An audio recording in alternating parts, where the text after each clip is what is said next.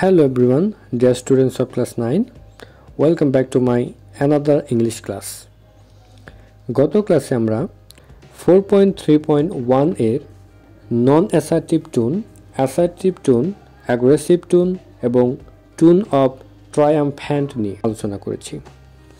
আজকে আমরা আলোচনা করব calm and thoughtful tone, bitter tone, tone of amazement, excited tone ইত্যাদি নিয়ে।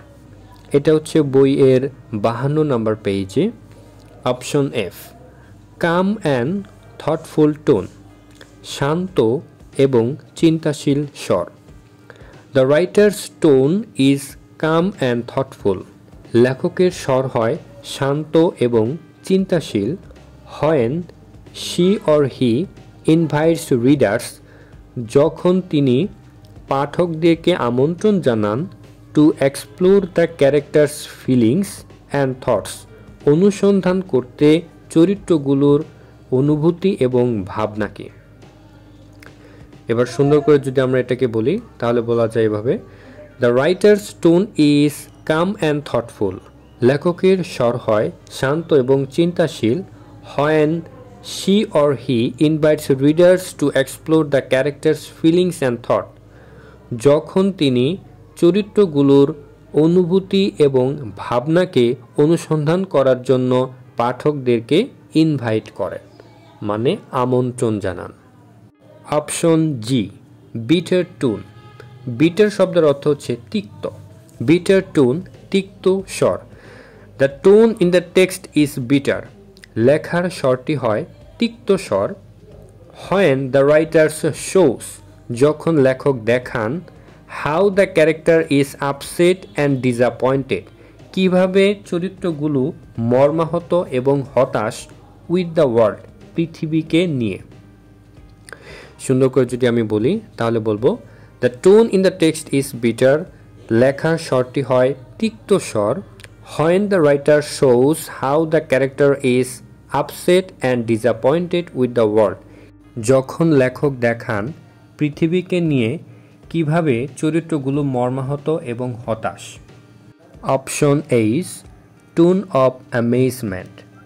অ্যামেজমেন্ট শব্দের অর্থ হচ্ছে আশ্চর্য, অবাক অথবা বিস্ময়, একই কথা।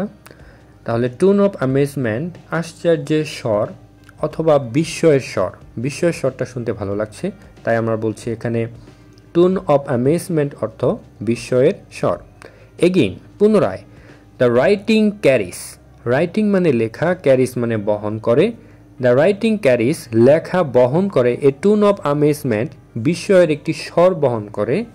এস, যখন ক্যারেক্টার্স, চরিত্রগুলো ডিসকভার, আবিষ্কার করে the magic of hidden place. Hidden place, লুকানো জায়গার জাদু। যখন চরিত্রগুলো লুকানো জায়গার জাদুকে আবিষ্কার করে তখন লেখক যে স্বরে লেখেন সেই স্বরটা হচ্ছে টোন অফ অ্যামেজমেন্ট বা বিস্ময়ের স্বর। এবার যদি আমি সুন্দর করে বলি তাহলে আমি বলবো এগেইন, পুনরায়, the writing caries A tone of amazement.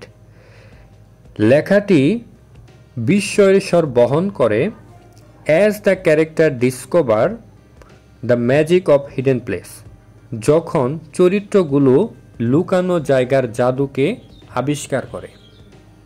Option I, excited tone. Excited শব্দের অর্থ হচ্ছে উত্তেজিত বা উদ্দীপ্ত। উত্তেজিত শব্দটা একটু নেগেটিভলি ইউজ করা হয়, যেমন কেউ কারো মাথায় বাড়ি দিয়ে ফাটাই ফেললো, সো এখন সে কি অবস্থায় আছে, তার মাথা ব্রেনটা নর্মাল নাই, সো সে হচ্ছে এখন এক্সাইটেড, মানে সে এখন উত্তেজিত আছে। আবার যদি বলি এখন একটা পার্টি হবে, একটা অনুষ্ঠান হবে, তখন আমরা যে এক্সাইটেডমেন্টটা আমরা আমাদের মধ্যে ফিল করি সেটা হচ্ছে গিয়ে উদ্দীপ্ত হওয়া। সো এই জন্য এই ক্ষেত্রে আমরা এটাকে উদ্দীপ্ত বলবো, উত্তেজিত না বলে। তাহলে এক্সাইটেড টোন মানে হচ্ছে উদ্দীপ্ত। The writer's tone is excited. লেখকের স্বর হয় উদ্দীপ্ত স্বর। If she or he shows, যদি তিনি দেখান, ক্যারেক্টার্স স্টার্টিং, চরিত্রগুলো শুরু করছে, অ্যান অ্যাডভেঞ্চারাস, একটি দুঃসাহসিক জার্নি, যাত্রা, উইথ আননোন চ্যালেঞ্জেস, অজানা চ্যালেঞ্জের সাথে, তাহলে তিনি যে স্বরে লেখেন সেই স্বরটা হচ্ছে গিয়ে এক্সাইটেড টোন। এটাকে যদি আমি সুন্দর করে এবার বলি, the writer's tone is excited, লেখকের স্বরটি হয় উদ্দীপ্ত স্বর। If she or he shows character starting an adventurous journey with unknown challenges, যদি তিনি দেখান চরিত্রগুলো অজানা চ্যালেঞ্জের সাথে একটি দুঃসাহসিক যাত্রা শুরু করছে, তখন যে স্বরটি হয় সেটাই হচ্ছে কি এক্সাইটেড স্বর।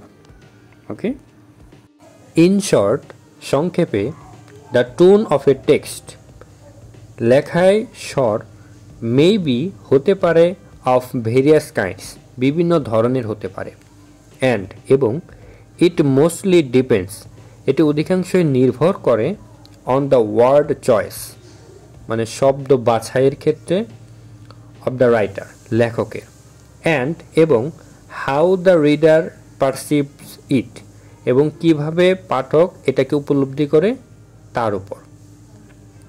এবার আমি যদি এটাকে সুন্দর করে বলি, in short the tone of a text may be various kinds, সংক্ষেপে লেখার স্বর বিভিন্ন ধরনের হতে পারে, অ্যান্ড এবং it mostly depends on the word choice of the writer, এটা অধিকাংশ নির্ভর করে লেখকের শব্দ বাছাইয়ের উপর, অ্যান্ড এবং how the reader perceives it, এবং পাঠক কিভাবে এটাকে উপলব্ধি করে তার উপর। So that's all for the day. আশা করি সবাই লেসনটা বুঝতে পেরেছো, এবং আগামী ক্লাসে আমরা অন্য টপিক নিয়ে কথা বলবো। এই লেসনটা বারবার শুনে খুব সুন্দর করে কমপ্লিট করবে। Thank you so much and good by.